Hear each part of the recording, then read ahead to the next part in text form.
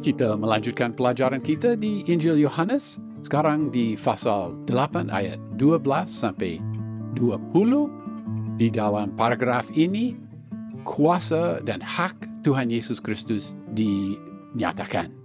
Sesudah usaha yang gelap dari mereka yang melawan Tuhan Yesus, usaha mereka untuk menjatuhkan dia, mereka mau supaya dia terpaksa, perempuan itu dilempari batu, atau supaya perempuan itu dimaafkan, suatu usaha yang gagal.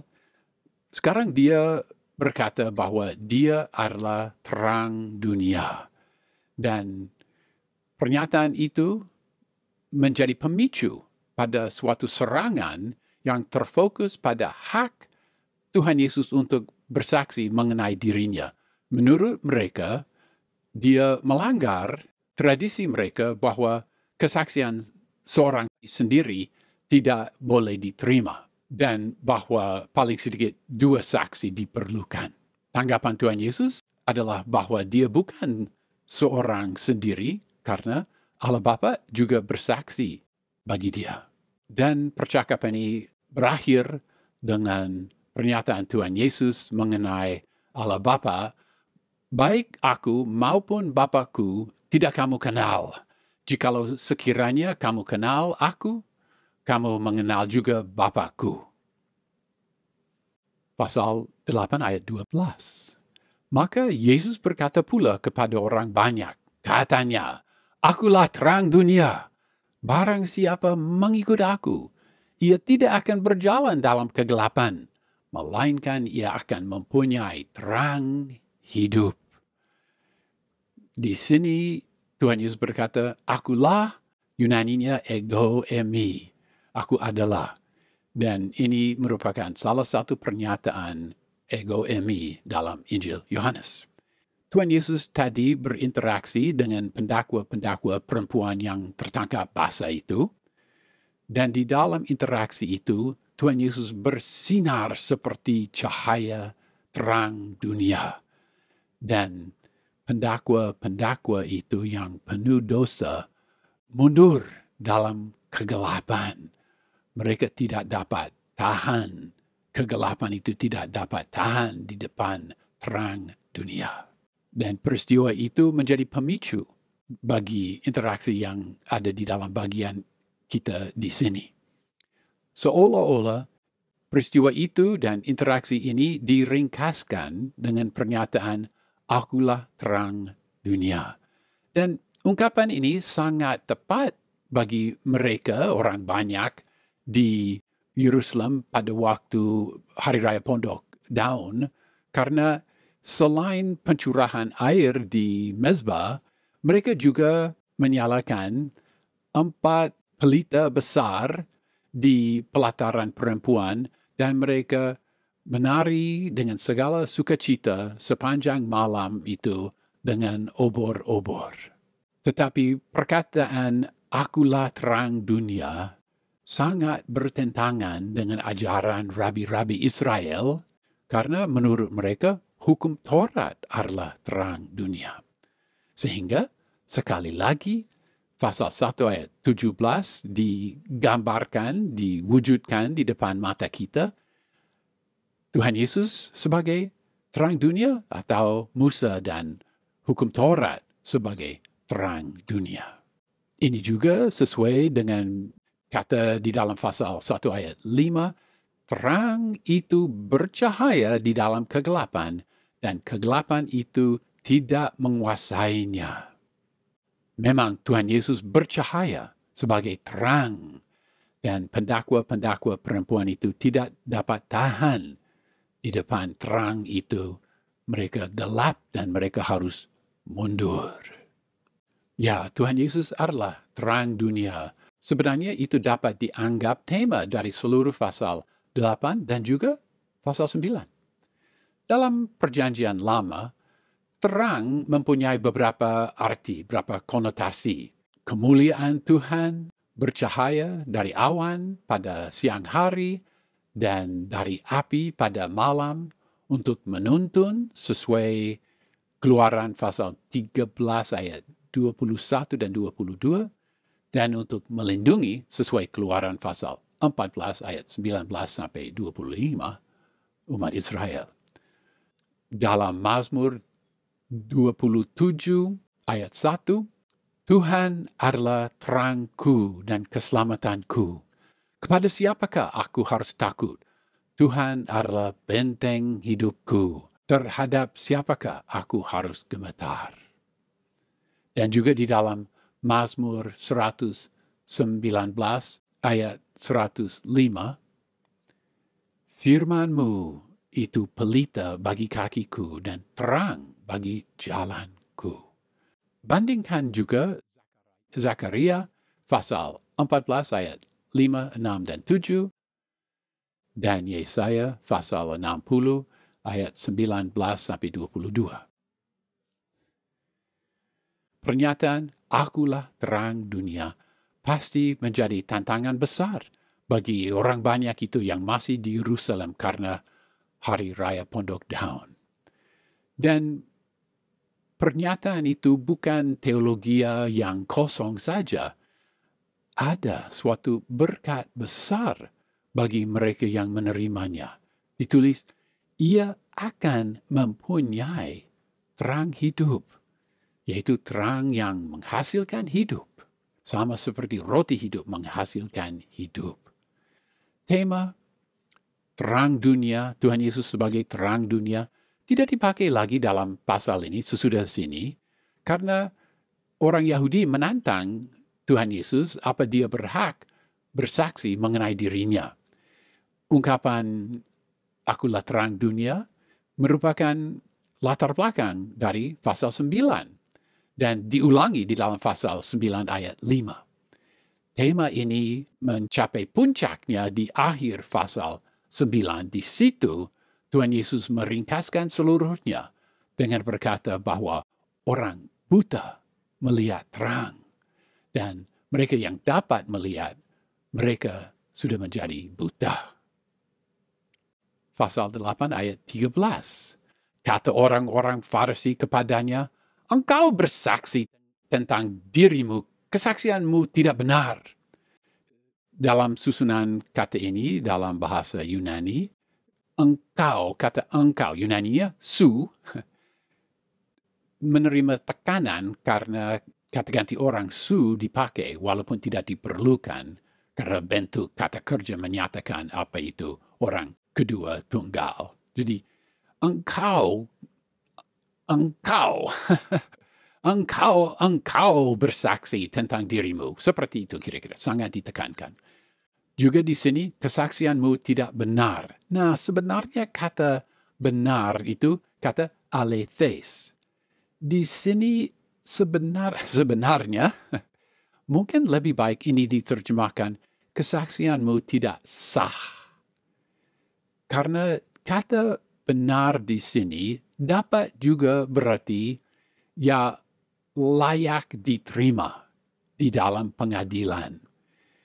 Misalnya kalau seorang saksi itu tidak memenuhi syarat, maka kesaksian orang itu tidak dapat diterima di dalam pengadilan. Dan keadaan untuk masalah seperti itu, mereka juga memakai kata aletes. Jadi, sebenarnya mungkin lebih tepat ini diterjemahkan, kesaksianmu itu tidak sah. Apa benar atau tidak? Oh, itu lain urusan. Tetapi jika tidak sah, maka benar atau tidak benar tidak perlu dipertimbangkan. Karena, ini kami tidak harus mendengarkan kesaksianmu. Kesaksianmu itu tidak sah. Karena apa? Engkau bersaksi tentang dirimu sendiri. Kesaksianmu tidak sah, tidak layak diterima. Ya, orang-orang Farisi tidak menanggapi tema akulah terang dunia. Mereka daripada menyerang di situ, mereka mencari kesempatan untuk menyerang. Mereka mengemukakan masalah sah atau tidak sah kesaksian Tuhan Yesus. Benarlah di dalam Ulangan pasal 17 ayat 6 dan Ulangan pasal 19 ayat 15, hukum Taurat mewajibkan lebih dari satu saksi di pengadilan jika orang akan dianggap salah dan dihukum. Di dalam pengadilan, menurut Kitab Ulangan, kesaksian seorang saksi satu orang saja tidak sah, tidak boleh dipertimbangkan. Tetapi hukum Taurat tidak berkata bahwa dia yang didakwa tidak boleh bersaksi mengenai dirinya. Maka keberatan mereka berdasarkan tradisi mereka dan tidak berdasarkan Kitab Ulangan misalnya. Memang tradisi agama Yahudi tidak mengizinkan, tidak memperbolehkan kesaksian dari si terdakwa.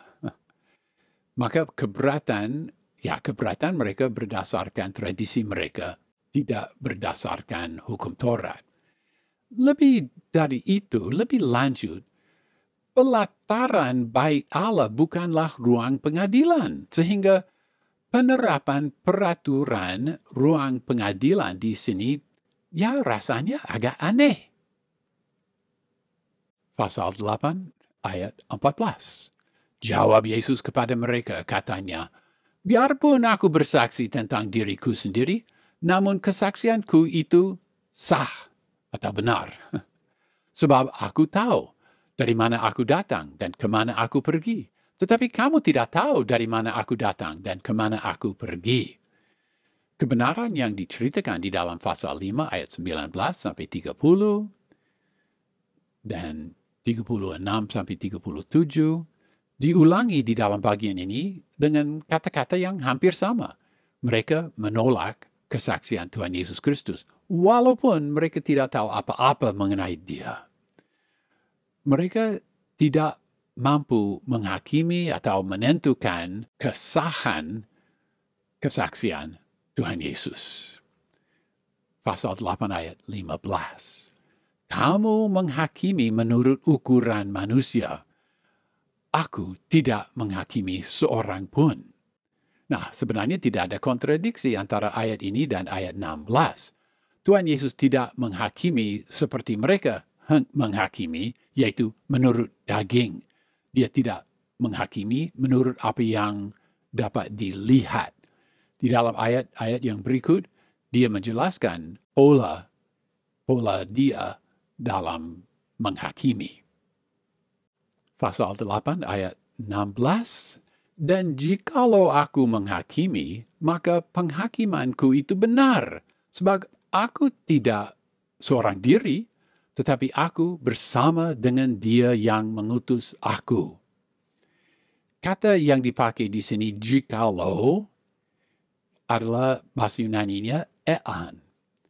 Dan ean ini, jikalau ini, ean ini, berarti ya jika seandainya. Itu terjemahan yang tepat di sini.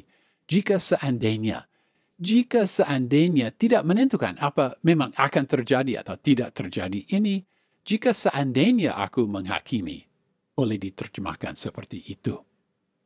Tuhan Yesus menghakimi berdasarkan hubungannya dengan Allah Bapa. Sesuai dengan pasal 5 ayat 30, dia menghakimi menurut kehendak Allah Bapa yang mengutus dia.